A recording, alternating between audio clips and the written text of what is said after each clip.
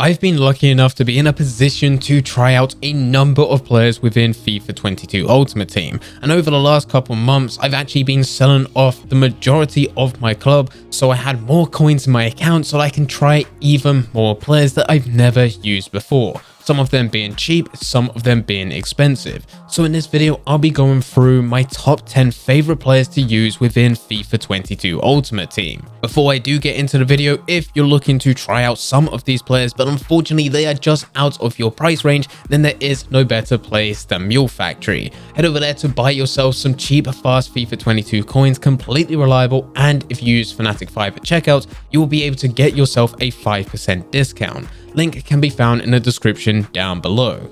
Getting back into the video, I still haven't been able to use every player within the game. That's going to take a lot of coins. There's a lot of high rated expensive players that I've never been able to use. The likes of Pele and R9 just have not been within my reach. But I know for the majority of players they're in the exact same position, so we've got a list of other players that you could potentially be looking at. And these are some of my favorite players that I've been able to use so far within FIFA 22. So starting off in no particular order, we are starting with Messi. Messi has been one of my favorite players to use this year, and in most cases whenever I try Messi before within previous FIFAs, he's always been a disappointment. The OP way to play FIFA in previous years has never suited the way in which Messi plays. It's never been focused around high dribbling. It's been focused on tall, strong players which have pace, and Messi just isn't that. He has pace, but he just doesn't quite live up to the meta in the other two areas. With this year, it's slightly different. It seems like some of those bigger, taller players, they have low agility, making it harder for them to turn and actually touch the ball and immediately start sprinting towards that defensive line. But with the likes of Messi, instantly picks up the ball and just drives that ball forward. There's been so many times in which Messi for me has just carried me. I'm never going to be one of the best players ever. I'm probably average at best, but it helps having players like Messi who just have insane finesse shots, who seem to be able to score from all areas of the pitch. And for the price tag of 200,000 coins at the time of recording this video, he is definitely worth it. Partnering up with Messi, we also have Mbappe. If you can go and get Messi and Mbappe all in one team, you're sorted. There is nothing that you need to worry about up front. You'll always be scoring goals. Mbappe is exactly the same as Messi, except him having more pace, high physicality, and also being taller. How I've actually been playing with both of these is having Messi as a right forward and then Mbappe up front. This is what worked incredibly well for me when I was using both of these players. With Mbappe, he is slightly more expensive, so when I first started to use him, I bought him for around 1.1 million, and across the months of December and even in January, he has dropped quite a bit to be around 600k on Xbox and around 900k on PlayStation. The only thing putting me off of continuously using Mbappe is the fact that he has got a high price tag. And between now all the way up to team of the season, his price will continue to drop. Whereas Messi being at that 200k mark already, there's only a limited amount of coins in which he can drop. But once he does get down to a price where I'm happy to buy it and keep forever, I will buy him, store him in my club, and use him forever. Very similar to what I've done with Messi, because both of these players are just insane. Another player that I've gone all in on is Vinicius. So far since the release of FIFA 22, he's had a number of different cards. He started out with an 80 rated rare gold card, but very early on in FIFA 22, he got an 83 rated inform. Since then, he's managed to go and get an 85 rated inform, an 86 rated team of the group stage card, 87 rated player of the month card, and an 88 rated headliners. The brutal truth is, if you are looking to buy this player, no matter which one you get, it probably will be outdated within just a couple of weeks. But the good thing is that it really doesn't matter what card you've used. So far, I've used the 80 rated, the 83 rated, the 85 rated, and the 87, and I'll probably be sticking with the 87. All of his cards have been amazing. All of them have an insane finesse shot coming from that left-hand side, cutting in, using the right foot, and then put it in the back of the net. If you're actually looking to pick up the ball and push forward, well, the ball always seems to be stuck at his feet, especially with that 93 dribbling plus also that 76 physical that I have with his 87 player of the month. If you can't afford some of his higher rated special cards, you can look at his informs, which I believe both are around 100k, If not, go for his 80 rated card, which is about 2,000 coins. You will still be pleased with the amount of coins you put into this player and what he's able to achieve. Moving away from attackers and looking at some defensive players, I have been using Kimpembe. Kimpembe has been one of the best centre backs I've used, and it seems to be that way for a lot of players. 9 out of 10 times whenever I face someone in division rivals, the FUT Champions playoffs, or the FUT Champions finals, the chances of them having a full special card team but then just have Kimpembe at the back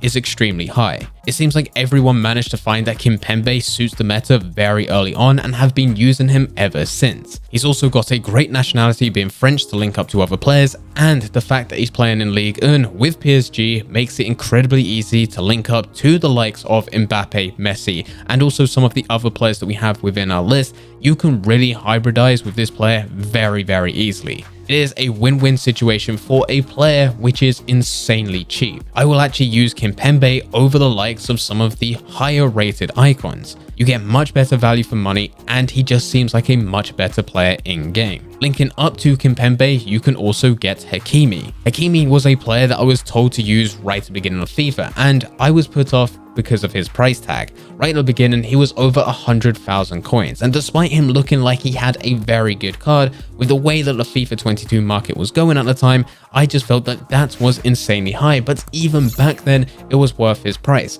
Now, he's a lot cheaper.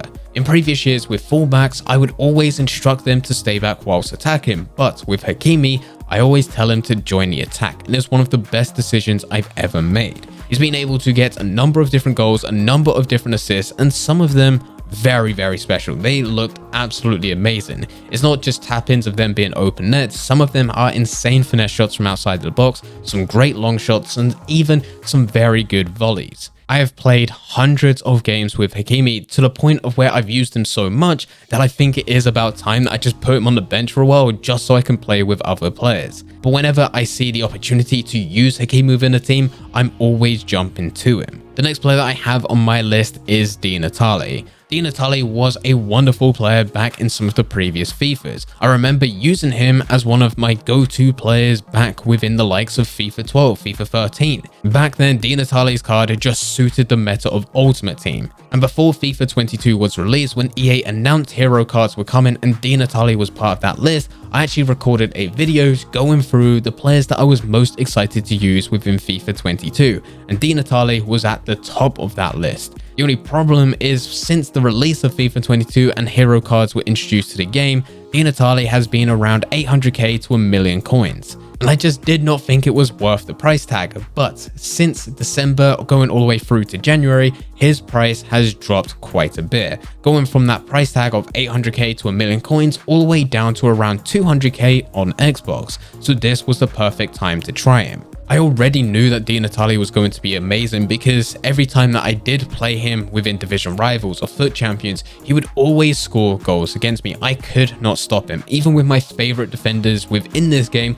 I still could not use them to actually stop Natalie. He would score simple tap-ins, but also he will put some worldy finesse shots and some great long shots. He would always seem to get the ball and put it into the back of the net with ease. And the second I bought him for 200k, went into my first game, I decided that I'm never going to sell him. Moving down into the midfield, a player that I've been using for someone a bit more defensive is Kante. The only thing bad about Kante is his height being at 5'6", but it really doesn't matter because he's able to cross everywhere within the pitch. Like, he's actually everywhere, very similar to what he's like within real life. Whenever Kante is within the midfield, I will always try to get someone beside him which is above 6 foot, so that anytime that my opponent is taking a goal kick or I'm taking a goal kick, I can put it into my midfield and I know that there is a player that's going to have a chance of being able to get the ball, because whenever I do put it to Kante, unfortunately it's just unlikely. But Kante plays just as another centre back. He sits right in between your defence and your midfield with his work rates, and he'll pretty much be there at all times throughout the whole game. When you do get an interception or do tackle a player, you also have that crazy pace from Kante to quickly turn that into an attack. And that's always kicked things off my team. As for lots of players within this list, Kante was very expensive, being around 500k, but has recently dropped to just over 100k on Xbox, and I definitely think it's worth the money. So if you haven't used him before, I definitely recommend trying him out. Also in the midfield, I've been using Fekir. Fekir had an SBC release right at the beginning of the year, which I regret because I skipped. I skipped on him because I didn't think he was going to be that good of a player, and I thought that there was going to be many other cards by the time we get into December which are going to be so much better.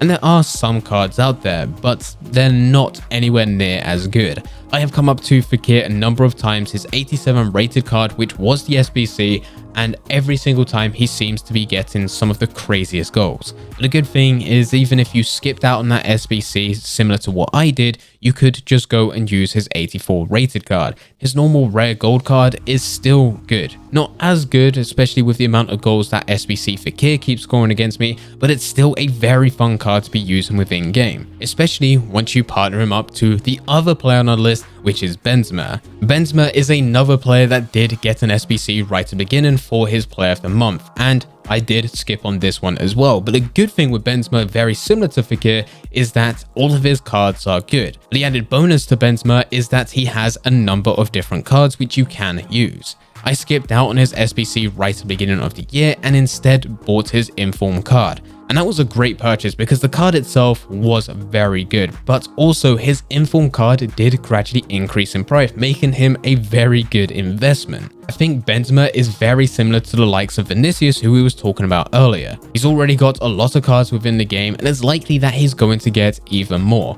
So you may find yourself in a situation where you buy his 91 rated inform, and then he gets an even higher rated card with another promo, another team of the week. But the good thing is that it really doesn't matter because all of his cards are good. All of them will be able to get some absolutely amazing goals. And this brings us on to our final player of this video. It is Cristiano Ronaldo. Ronaldo always pops up within these lists every single year, and it's no different with FIFA 22. It's still a great player to use, which you can use in any position. I've been able to use him as a striker, I've been able to use him as a winger, and I've also brought him down as far as being a centre mid. No matter where you play him, he will be able to work for you. But I will say with Ronaldo this year, he just doesn't feel as good as previous years. Still within my top 10, so still an amazing player. But normally we always have those battles within FIFA whether or not Messi feels better than Ronaldo, and normally Ronaldo feels 10 times better than Messi. He just fits the meta of Ultimate Team. But with this year, it just feels like this is the year in which Messi suits the meta of Ultimate Team